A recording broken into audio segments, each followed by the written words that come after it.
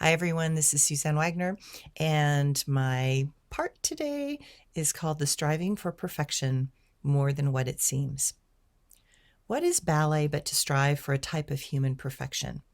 Each art in life focuses the mind, heart, and soul towards a particular perspective and nuanced awareness. All forms of dance are expressions of energy, sound, breath, and movement. All forms of dance strive to translate that energy through the physical plane and to become a manifestation of a personal frequency within that we carry. I love watching other dancers because they cannot help but attend to the expressions that desire to move through their emotional body and spirit and somehow become expressed in this reality. I love the free flow of movement that has matured through my body and in this life, and I'm so grateful to realize that dance is ageless and limitless in its expressions. But when I was a dancer, the strict regimen of styles and the particular look that personifies a ballet dancer is about trying to mold the body into this idealized form that is a ballerina. To me, in life, there are things that teach us discipline and require us to be molded and shaped into forms that are not necessarily ideal for our particular body type. When I was in New York dancing at SAB, they had a doctor that was doing studies on the straightness of our bones, our degree of turnout from our hips, knees, and ankles, and our flexibility of all our joints and our spine. The Russians knew this decades before the West got serious about what types of bodies did the best and that could go the distance, deal with the extreme requirements of ballet and not break down. While it is clearly something important that the body be able to handle the strains that ballet will impose upon it, I have watched so many amazing dancers not have the perfect ballet body and still achieve great acclaim. In the Berlin Ballet, Heidrun Schwartz was not the most flexible dancer, but her presence on stage was electrifying.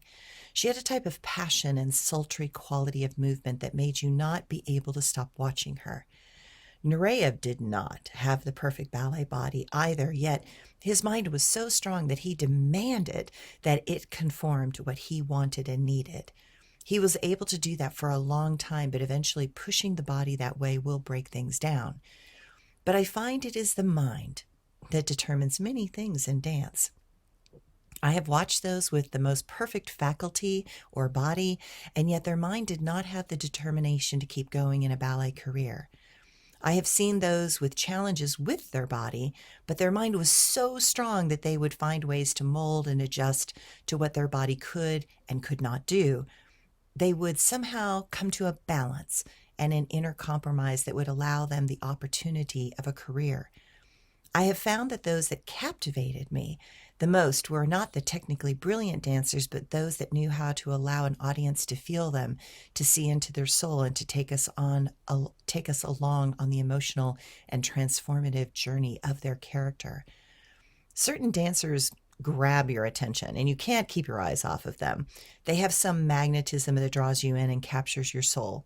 That is a quality that is difficult to teach. It is something that some have naturally, while others can learn and be taught with the right coaches. It comes from places of confidence, combined with deep understanding of what we are doing and why. Ballet is much like acting because the more you understand a character, the more that character finds a place to cultivate a type of home inside. And that character becomes a powerful archetype that then, as it matures, it becomes a part of our very being. All characters I have danced are a part of me. All of them are available when called or needed at a moment's notice. All of them know they are loved, honored, and appreciated within my being. And because of that, they help me to maintain a sense of calm within, because embracing them has allowed me to not be at war within my own being. I am a hag and an angel. I am a whore and a queen. I am a young girl in love, and I am an old woman alone and afraid. Just as acting shows us parts of ourselves that we did not know existed, ballet and dance give us those same opportunities to heal ourselves as we embrace new characters and archetypes. Too often, humanity attaches to what they lived through as a child and continue to try to digest that and understand who they are from those very limited expressions. But when one allows in the tools of acting and dancing, we are constantly challenged to be those things that we are not.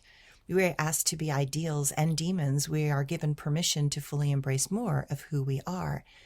That is how we grow and become something so much more than our own limited experiences from childhood. Never stop growing. Never stop reaching beyond your comfort zones. Never believe that your childhood was the deciding factor of who you came to be in this life. Childhood for me was something that I needed to push against.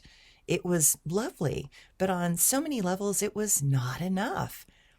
That knowing that it was not fully satisfying for some deeper longing in my soul gave me a type of willpower and determination to strive towards unseen goals and to reach into the clouds to see if there was a gold ring. It does not matter how many times you fall.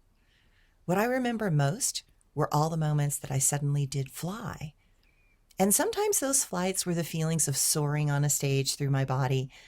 Often, I was flying with a feeling and reaching for some elusive hope that was just beyond my current level of awareness. And sometimes I flew because of those that tried to desperately hold me down, told me that I would fail, or insinuated that I was not good enough or worthy enough to have my dream. I learned to allow my soul to rage against the limitations that others projected onto me and to never let the definitions of another define me. Anger, in this way, is a powerful tool for growth, finding confidence, and stretching beyond the telepathic agreements that have defined the existence of others. Never let another person define who you are or what you could become. Never give that type of power to anyone. You are the master of this human body. You get to shape it and allow it to show you and others the infinite possibilities that do exist, but that some will deny and want to collapse others because of their own failure. But you will be drawn to those that also deeply yearn for that thing you are striving for. They will recognize it in you. And that is when dreams align and combine. That is how great art becomes the elixir of life and shows us the doorway out of this human condition and suffering is by fully embracing all it is to be human. The good and the bad, the bold and the beautiful, the love and the fear, because without knowing how to accept all that we are now and all that we have been in past lives, we will not have enough energy and fuel to transcend and transform this density inside of us back into the light that we are. Thanks, everyone.